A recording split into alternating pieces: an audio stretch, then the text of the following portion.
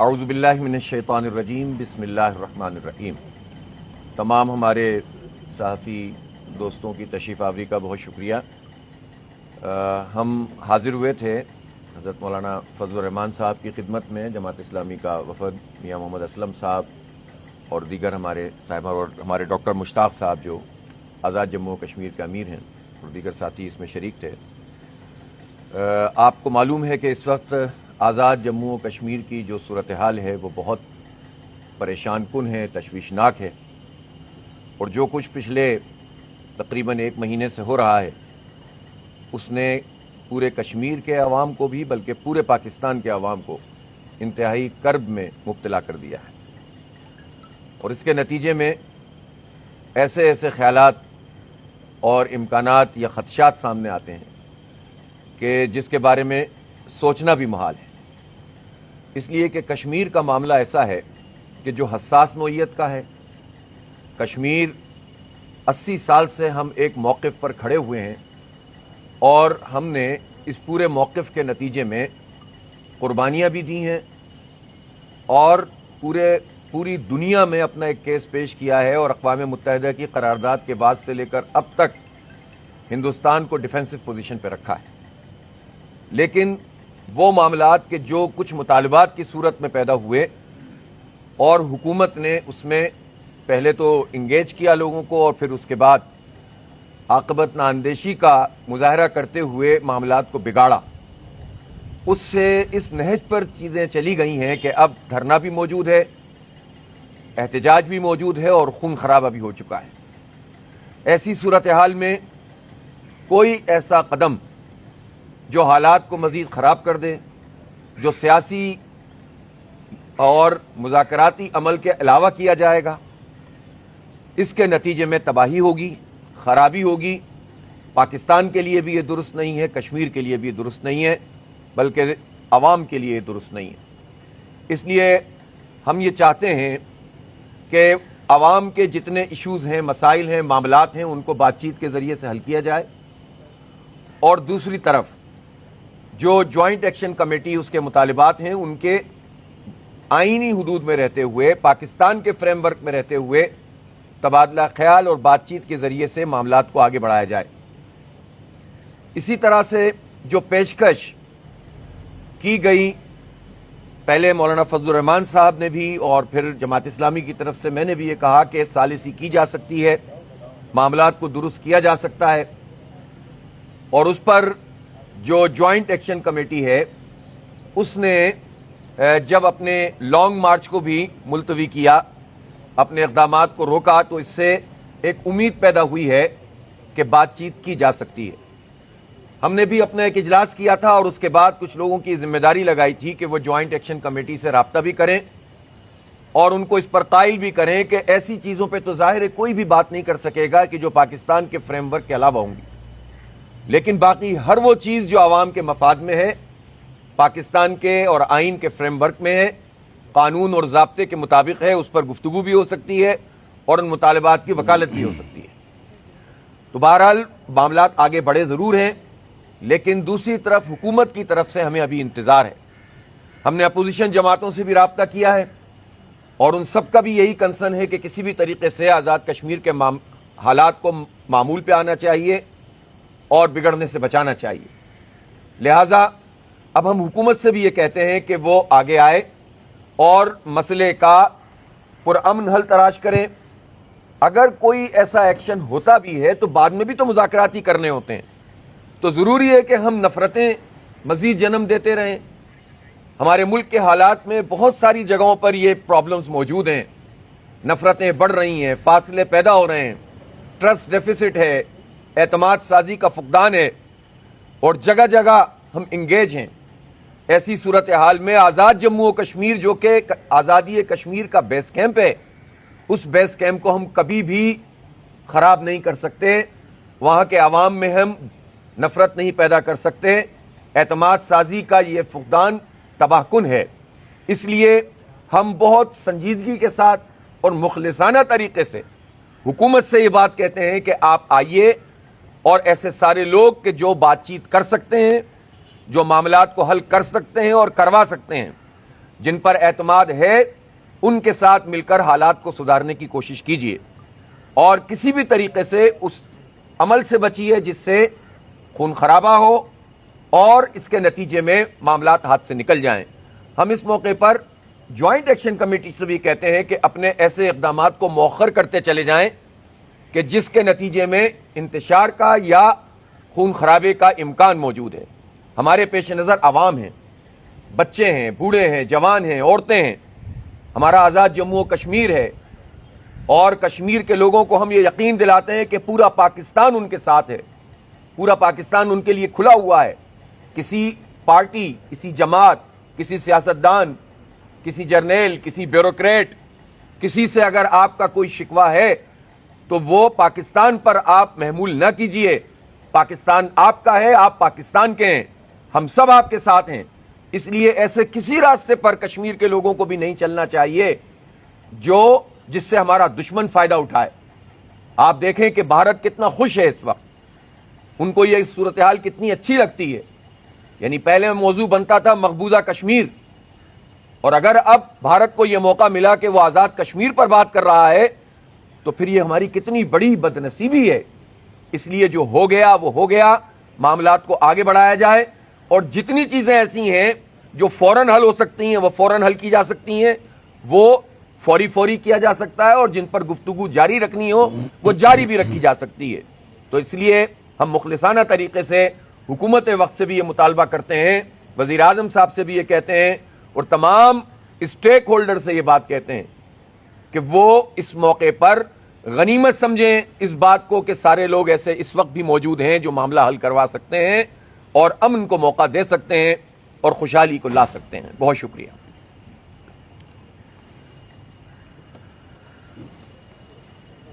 بسم اللہ الرحمن الرحیم، نحمدہ ونصلی علی رسولہ الکریم۔ محترم حافظ صاحب کا میں تہ دل سے شکر گزار ہوں، وہ تشریف لائے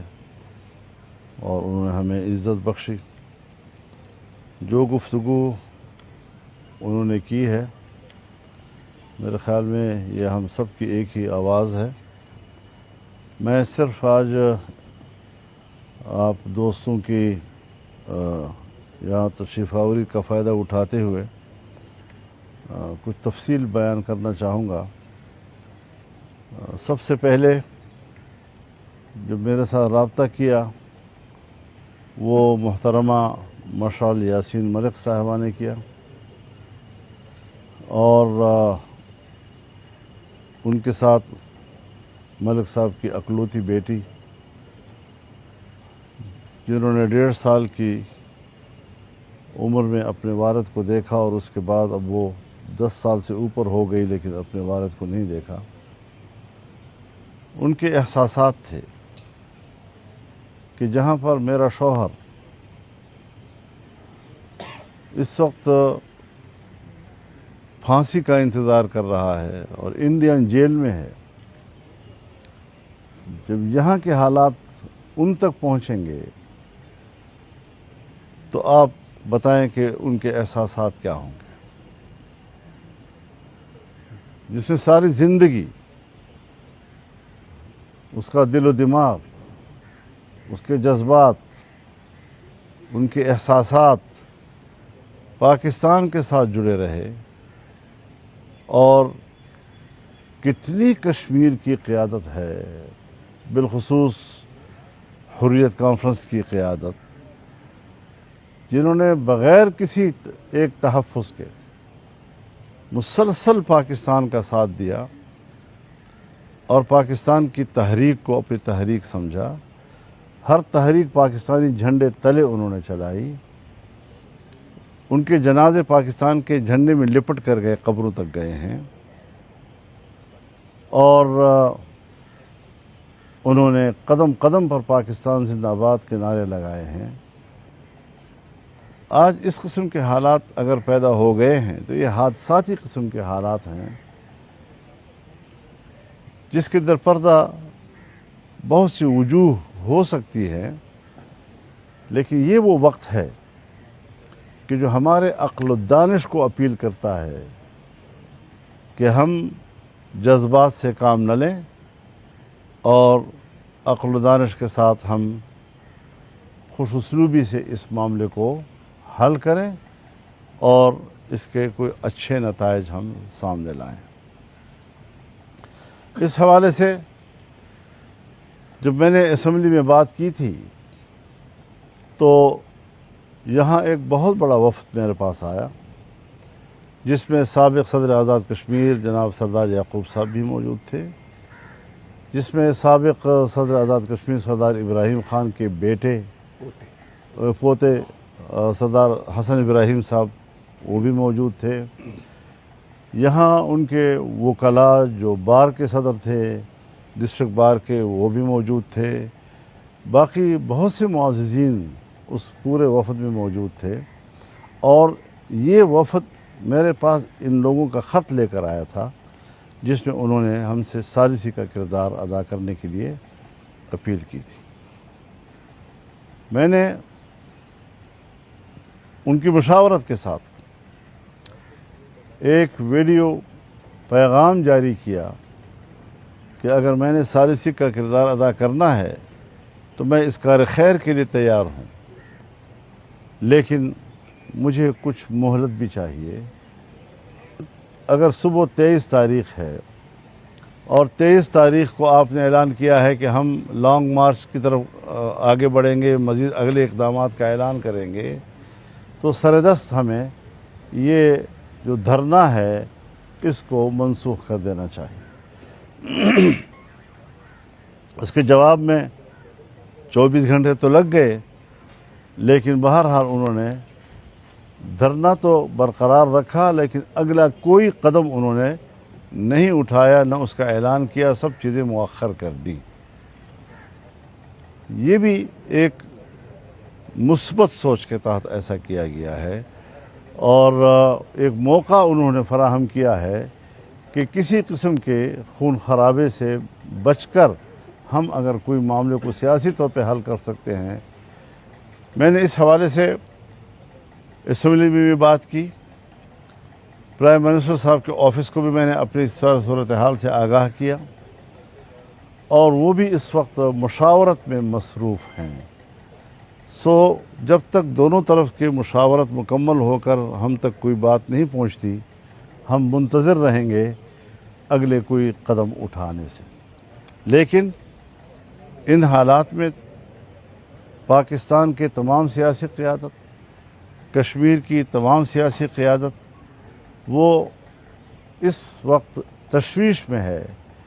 اور فکر مند ہے کہ مسئلہ کشمیر کے ہوتے ہوئے آج ہم کس طرح بین الاقوامی فورم پر انڈیا ایک جارح کے انداز میں پاکستان کے خلاف قرارداد لاتا ہے، اور پھر وہاں پر پاکستان ایک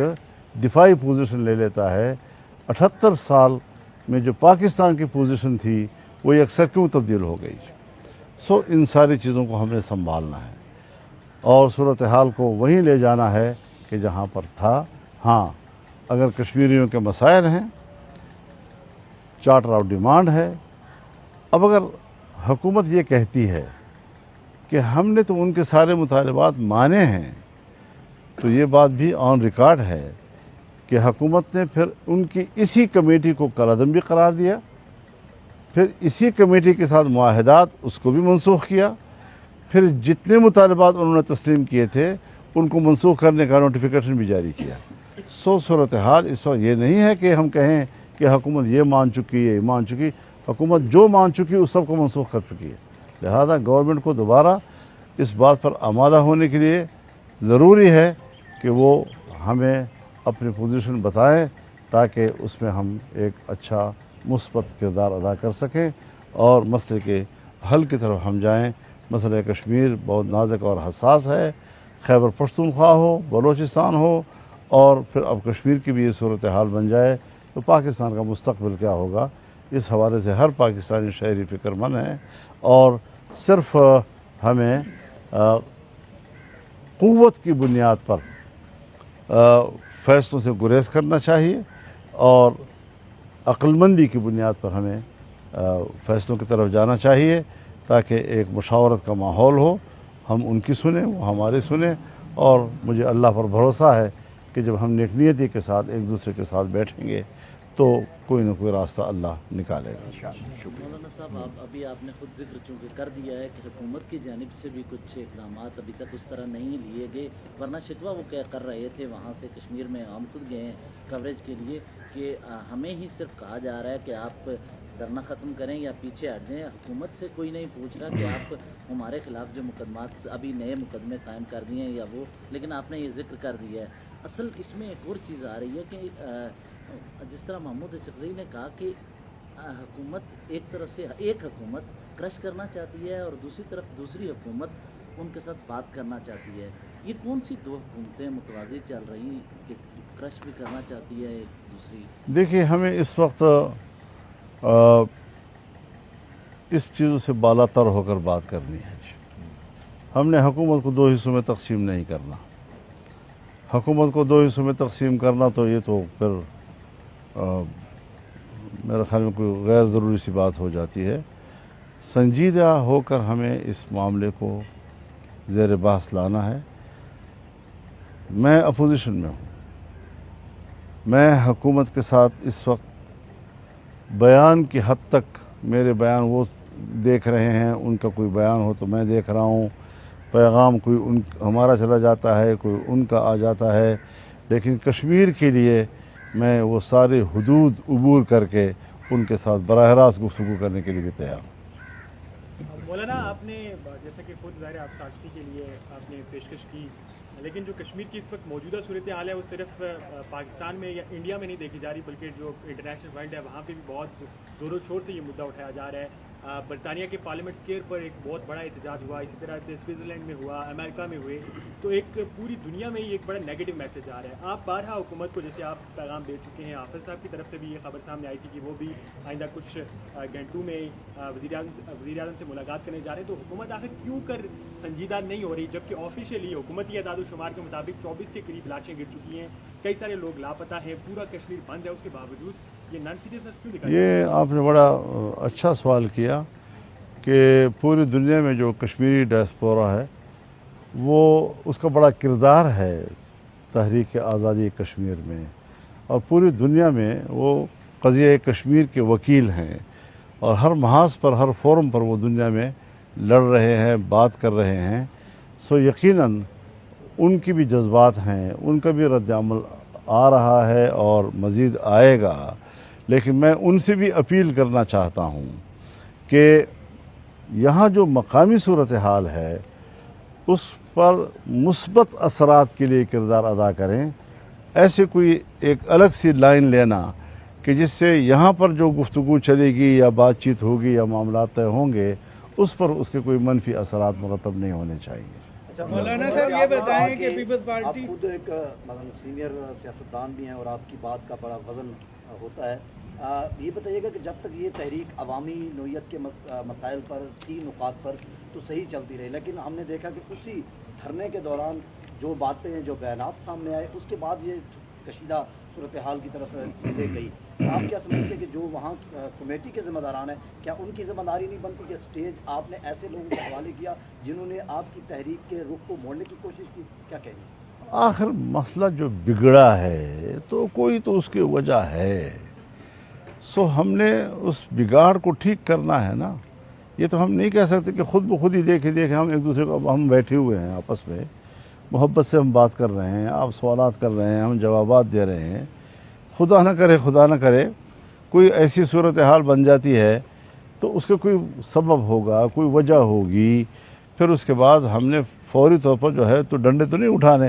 فوری طور پر تو ہم نے یہ کوشش کرنی ہے کہ یہ بات اب دوبارہ اپنی جگہ پہ بحال ہو جائے۔ سو ہم اس وقت اس کوشش میں ہیں کہ بغیر کوئی سخت اقدام کے ہم باہر کے کشمیریوں کو بھی سلام کرتے ہیں، اور ان کو میں بڑے احترام کے ساتھ یہ پیغام دینا چاہتا ہوں کہ جہاں جہاں بھی ہے،